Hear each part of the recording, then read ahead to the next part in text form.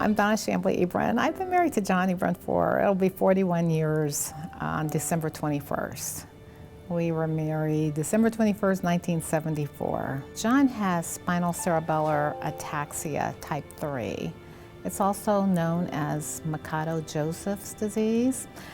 It's a progressive neurodegenerative disease that is also genetic. It's autosomal dominant, meaning that if you have this disease, like any of your children or each of your children have a 50-50% chance of inheriting this disease. And so the same thing happened with my daughter. I noticed her kind of not being in balance quite, and then I noticed some of the other symptoms too, but I just didn't want to talk about it because we had talked about it years ago, and she always said she didn't want to know. I don't know how I got through it now, but it was a really hard time.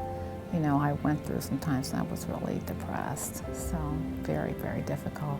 When Steve comes, Steve takes him out on Wednesday if he's able to. Of course, John is getting where it's very difficult to transfer him anymore because he just can't turn and transfer into the vehicle.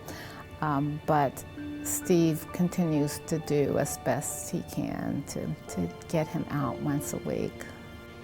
John and I met at Capital University up in Columbus, Ohio, a little small Division III NCAA school, and we met on the football team.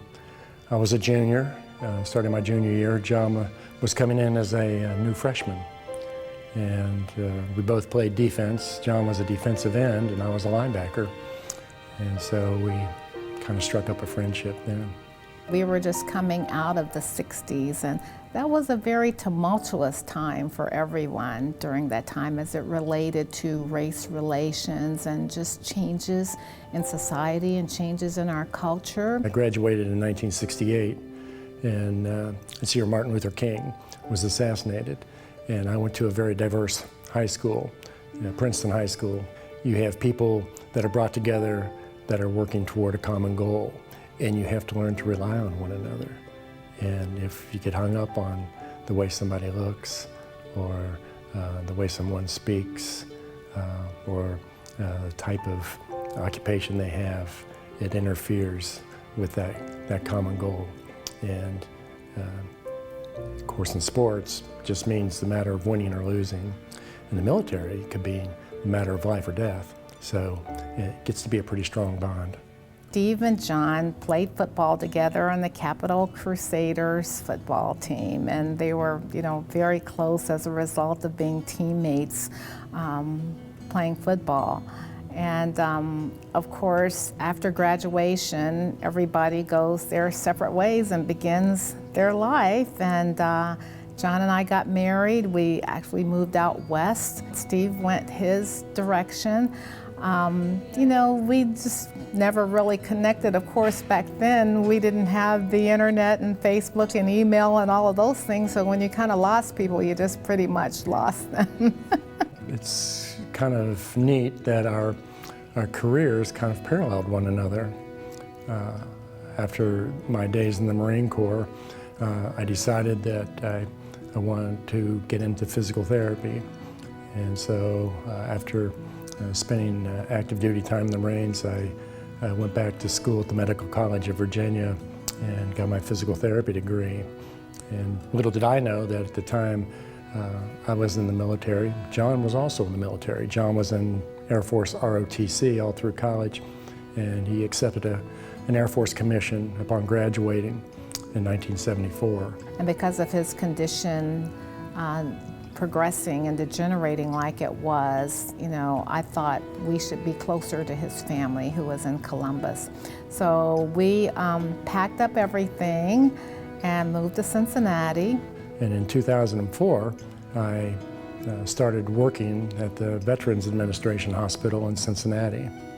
I was at work one day and not paying attention, and I heard what sounded like a familiar voice, and it's really weird. I haven't seen this guy in over 30 years, and then here's this familiar voice, and I looked up, and there he was. And Steve said, who happened to be working there as a physical therapist, said, "That voice sounds familiar." And sure enough, it was John Ebron. "You're John Ebron, aren't you?" And he looked at me and smiled and said, "Yeah." I said, "I'm Steve Robinson." And we played together. And John recognized me at that time. And so there began another long-term friendship. And they immediately connected again and reconnected their friendship and started going out with one another once a week. Steve would come to take John out once a week. And Steve has been the best friend. Even like John has had a couple of hospitalizations, and Steve has always been right there. And John, I don't know how many people know this, but John, even in his debilitated physical condition, taught Bible study down at the prison downtown in Cincinnati at the Justice Center every Tuesday night. But our bond in Christ is the thing that really brought us together and sealed our friendship. Being with John, I realized I don't have any bad days. In 1970, John and I played on the national championship football team, and that was a real commonality for us also. And as a result of that, we were awarded these nice championship rings. And over the years, John lost his ring. And I started thinking, I realized how important his football experience, playing on the national championship team, how all that was so important to him. After contacting Capital University Athletic Department, in a couple days I received a call back from the Johnston's ring company, William Moss, who advised me that they had received the permission from Capital University, and so everything was in the works. He had no idea. He was utterly surprised, blown away, if you want to use some old terms, and it was kind of neat to see. I've never seen him smile continuously. I mean, just this huge smile on his face. He just couldn't take it off of his face. That was worth the price of admission right there. Because, you're working together towards something.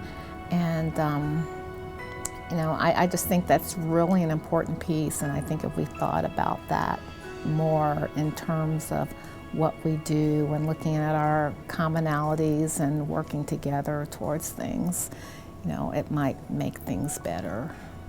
So, yeah, I really do think that. I think that in terms of like students, if you're working together, you have a common goal together, just forget all that other crazy stuff. But that's not on tape, is it?